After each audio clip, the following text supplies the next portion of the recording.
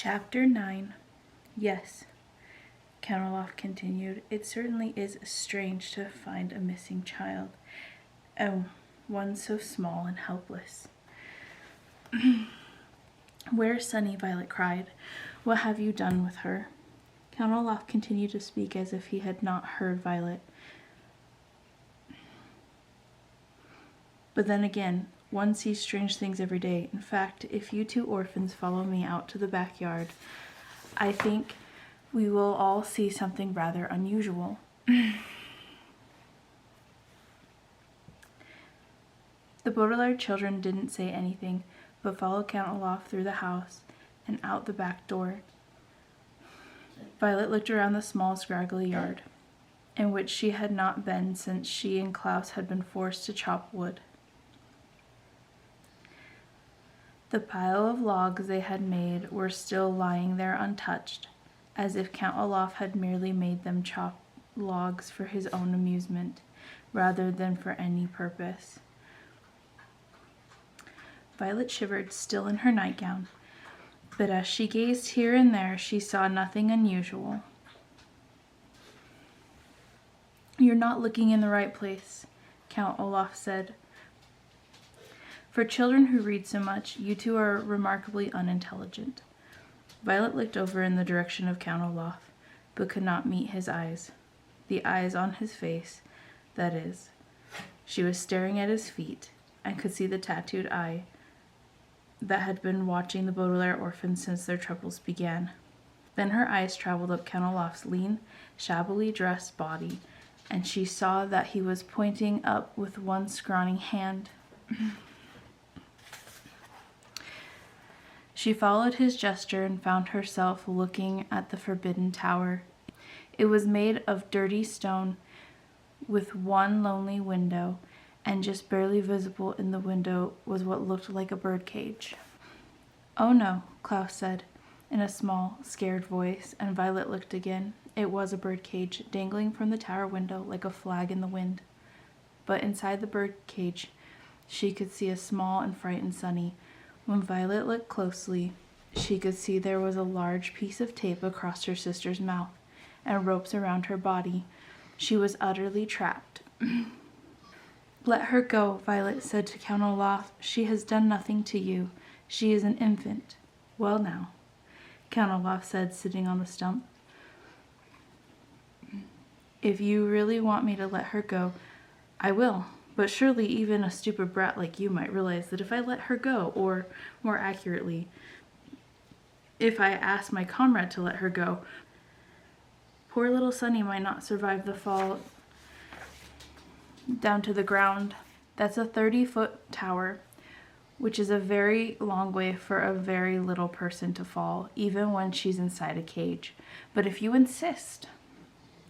No, Klaus cried, don't. Violet looked into Count Olaf's eyes, and then at the small parcel that was her sister, hanging from the top of the tower and moving slowly in the breeze.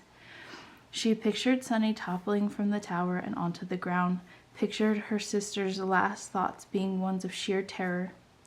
Please, she said to Olaf, feeling tears in her eyes. She's just a baby. We'll do anything, just don't harm her. Anything? Count Olaf asked, his eyebrow raising. He leaned in toward Violet and gazed into her eyes. Anything. You would, for instance, consider marrying me during tomorrow night's performance? Violet stared at him. She had an odd feeling in her stomach, as if she were the one being thrown from a great height. The really frightening thing about Olaf, she realized, was that he was very smart after all. He wasn't merely an unsavory drunken brute, but an unsavory clever drunken brute.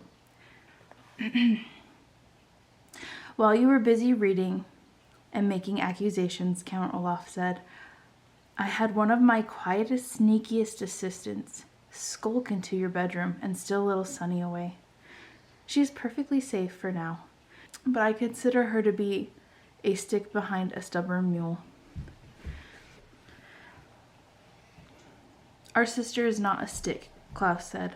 A stubborn mule, Count Olaf explained, does not move in the direction its owner wants it to.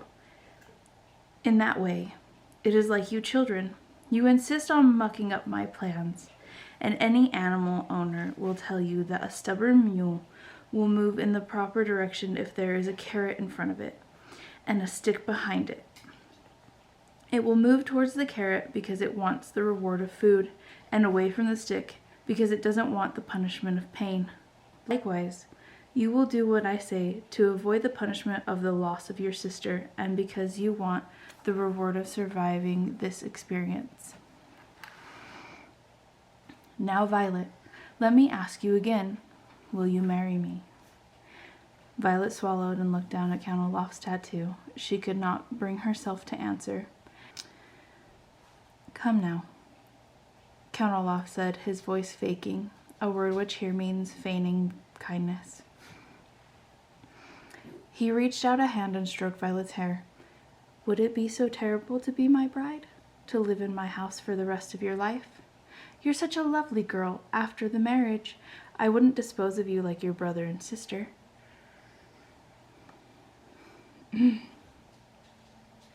Violet imagined sleeping beside Count Olaf and waking up each morning to look at this terrible man. She pictured wandering around the house, trying to avoid him all day and cooking for his terrible friends at night, perhaps every night, for the rest of her life. But then she looked up at her helpless sister and knew what her answer must be. If you let Sonny go, she said finally, I will marry you.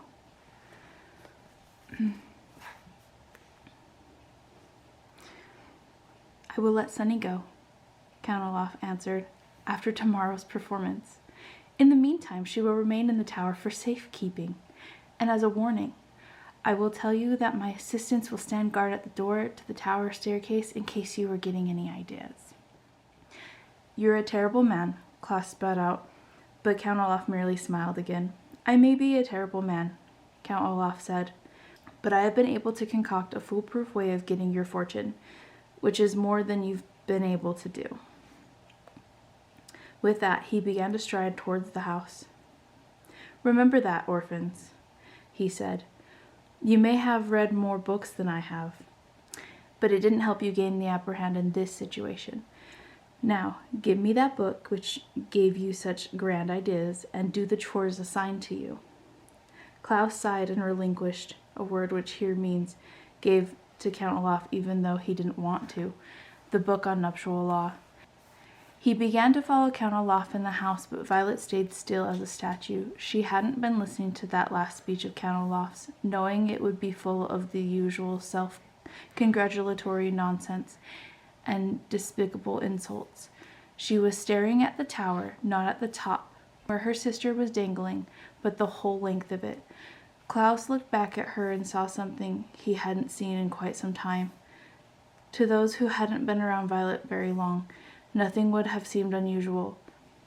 But those who knew her well knew that when she tied her hair up in a ribbon to keep it out of her eyes, it meant that the gears and levers in her inventing brain were whirling at top speed.